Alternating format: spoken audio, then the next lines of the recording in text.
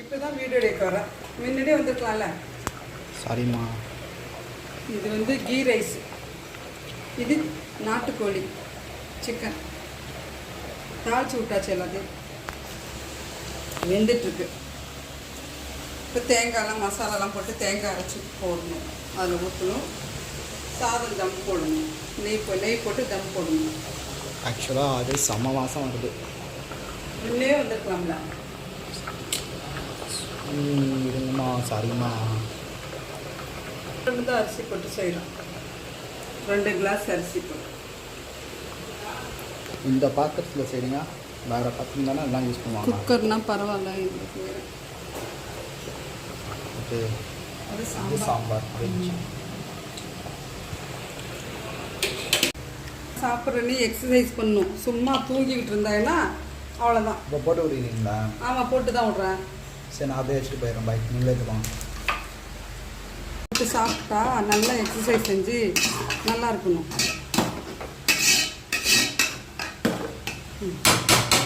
சாப்பிட்டு சும்மா உட்காந்துட்டு இருக்கிற மாதிரியே பேசுவீங்க. உங்களாரான்னு வச்சு 4 ஃபுல்லாக வேலையை செஞ்சுருக்கேன்.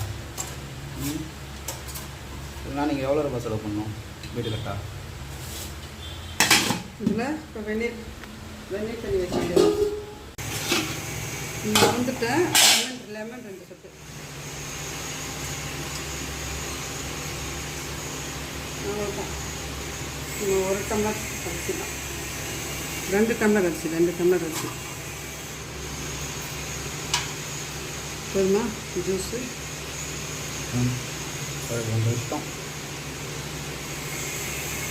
இதெல்லாம் இதுக்கு சாதம் விரையாக வரும். 2வது கொழுப்பும் கரையும், சாப்பிடும்போது டேஸ்ட்டும் கிடைக்கும், கொழுப்பும் கரையும். இப்போ தம் போட்டு மூடிட்டா 10 நிமிஷம் கழிச்சு எடுத்துருவோம். ஸ்லோவில் இருக்குது, ஸ்டவ் ஸ்லோவில் இருக்குது. இதுக்கு தேங்காய் அரைச்சிருக்கேன்.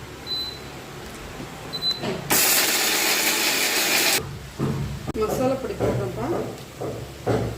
ஒரு ஸ்பூனு, இது 2 ஸ்பூனு. 1 ஸ்பூனோட கொஞ்சம் கூட மிளகாத்தூள், தனியா வந்து 2 ஸ்பூனுக்கு மேலே கொஞ்சோண்டு சிக்கன் மசாலா பொடி இருந்தது, எல்லாத்தையும் இதில் போடுறேன். அதோட தேங்காய் அரைச்சி ஊற்றுறேன். 2 வெறும் கறி மட்டும் தின்ன சாப்பிட பிடிக்காது எனக்கு, அதனால் 2 உருளைக்கிழங்கு போட்டுக்கிறேன்ப்பா. இதே மட்டன்னாக்கா முருங்கைக்காய் கத்திரிக்காய் உருளைக்கிழங்கு டேஸ்ட்டாக இருக்கும். சிக்கனுக்கு வெறும் உருளைக்கிழங்கு மட்டும்தான் போட்டு குழம்பு வைக்க முடியும்.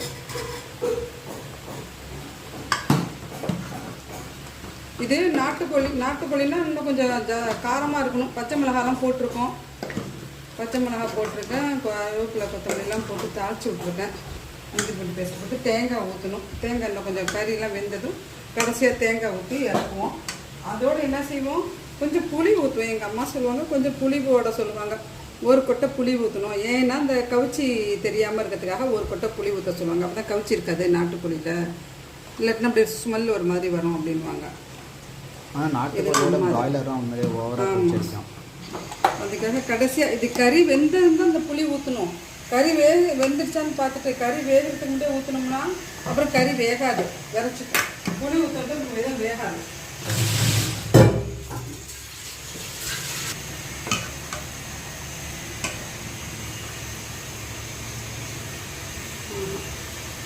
அழுத்தமாக இருக்குது. வெந்துருச்சுன்னா கொஞ்சம் அழுத்தமாக இருக்குது. வேகுது, இன்னும் கொஞ்சம் வேகுது. அதான் மசாலாலாம் சோறும் இருந்துச்சுன்னா கடைசியாக தேங்காய் ஊற்றலாம். எப்படி இருக்குன்னு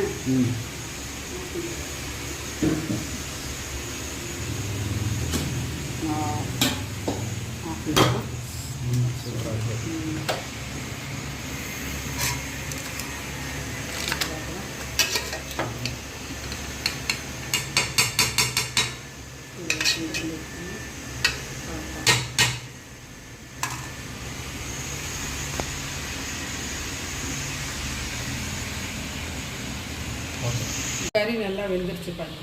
இங்கே கறி நல்லா வெந்துருச்சு. கறி எடுக்கிற மாதிரி நல்லா வெந்துருச்சு. இப்போ தேங்காய் ஊற்றிடுவோம். தேங்காய் ஊற்றிட்டு தேங்காயிலே நம்ம மசாலா பொடி தனியாக போடல, இந்த தேங்காயிலே எல்லாத்தையும் போட்டு அரைச்சிடுறோம். ஜீரகம், பெருஞ்சீரகம், மிளகு, பட்டை, கிராம்பு, அந்த அப்புறம் பூவு, ஏலக்காய் எல்லாம் போட்டு தேங்காயோடு போட்டு அரைச்சி அதில் ஊற்றிடும். ஆனால் தனியாக மசாலா பொடின்னு தேவையில்லை இதுக்கு. இதுலேயே போட்டோம். சிக்கன் மசாலா பொடி தேவையில்லை, இருந்ததுனால கொஞ்சோண்டு ஒரு ஸ்பூன் போட்டுக்கிட்டேன், அவ்வளோதான். இது மேலே அப்புறம் புளியை ஊற்றிட வேண்டியதான். அதான் புளியெலாம் ஊற்றணும். இதை கொஞ்சம் போதும், அவ்வளோதான். கொஞ்சோண்டு புளி, அவ்வளோதான். ரொம்ப தேவையில்லை, ஒரு சொட்டு புளி. சில பேர் லெமன் இருந்தால் லெமனும் போட்டுக்கலாம். புளிப்புக்காக எக்ஸ்ட்ரா புளி தேவைன்னா லெமனும் போட்டுக்கலாம், வேறு ஒன்றும் இல்லை.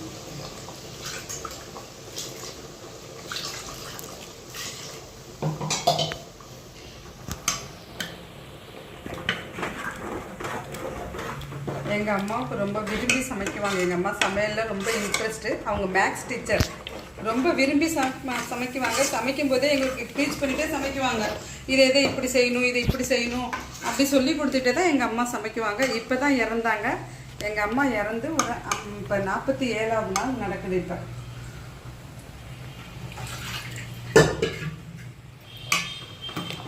சமைக்கும்போது நான் இதை டெடிகேட் பண்ணுறேன் எங்கள் அம்மாவுக்கு. Okay okay.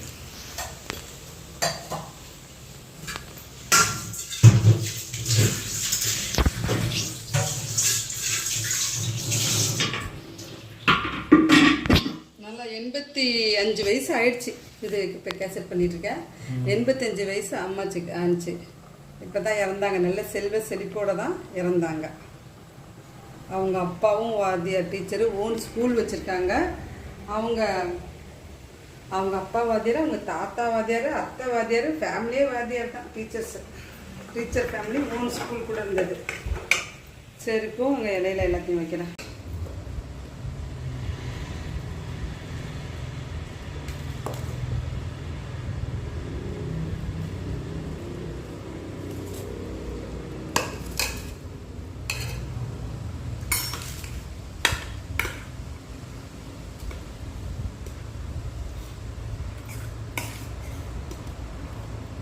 அம்மாச்சி இதெல்லாம் நினைக்கும்போது அம்மாச்சி அந்த சாம்பார் வைக்காதீங்கம்மா வச்சா. அந்த வெஜ்ஜி சாம்பார்லாம் வேணாம். ஓகே.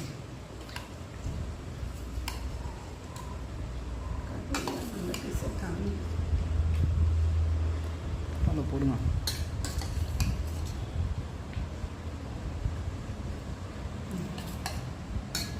வைக்கிட்டா வைங்க.